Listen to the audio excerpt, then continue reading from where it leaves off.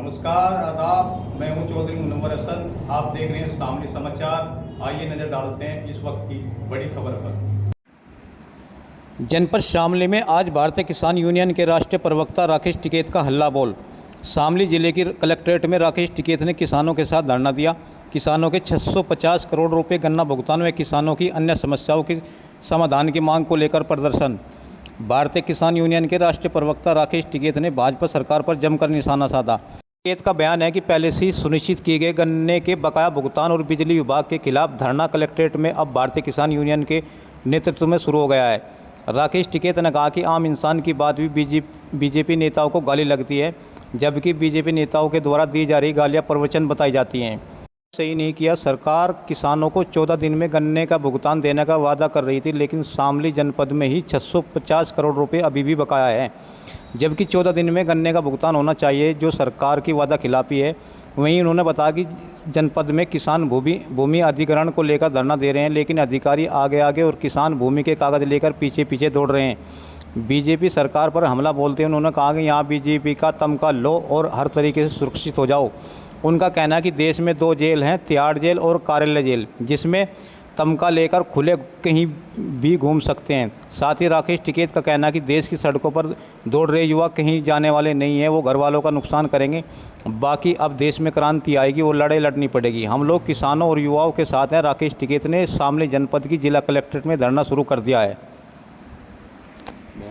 धरना है तहसील में, आप ट्रैक्टर से अब जाओगे तो क्या पूरा मामला है? देखो, पहला है 650 करोड़ रुपया हमारा शुगर का गन्ने का बकाया है इन किसानों का। यहाँ की शामली में यहाँ की जो रास्ता आ रहा है ये दिल्ली देहरादून, इस पर लोग बैठे। यहाँ पे इनको तो हो गए बहुत कई महीने, 40 दिन इनको हो गए।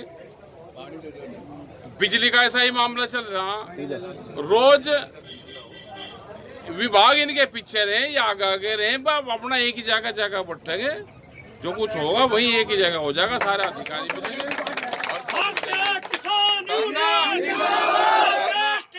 धरना अपना जारी रहेगा यहाँ पे भी, तो चला देंगे। बहुत जनता है, यहाँ का भी चलाओगे, वहाँ का भी चलाओगे। ठीक है सर, मोदी और योगी इतना अच्छा काम कर रहे हैं। है जी, मोदी और योगी इतना अच्छा काम कर रहे हैं, फिर भी क्या दिक्कत है आप लोगों को? भाई जिसके लिए ठीक कर रहे हैं उसे ठीक लगता होगा, जिससे के लिए ठीक लगता होगा। किसानों के लिए तो ठीक नहीं है। किसानों के लिए 600-650 करोड़ रुपए एक जिले का गन्ने का बकाया है, वो ठीक है। हमने एक आगे जो अपने घोषणा पत्र में दिया है मुख्यमंत्री जी ने और प्रधानमंत्री जी ने, वही चीज लागू कर दे। 14 दिन में कहा गन्ने का भुगतान देना, 14 दिन में दिलवा दो। तो मुख्य मांग क्या क्या है? मुख्य तो भाई सारी मुख्य है, ये किसान का दर्द है ज्यादा। हाँ, किसान की बात उनको माननी पड़ेगी। दर्द है किसान का दर्द। ये 10 साल पुराने ट्रैक्टर है, खत्म कर दिए, ये चलने का नहीं। ये आंदोलन नहीं होगा, ये सड़क पर टूटेंगे, सड़क पर ट्रैक्टर। अगर 13 महीने भी पहले आंदोलन चला किसानों का, हासिल कुछ नहीं हो पाया।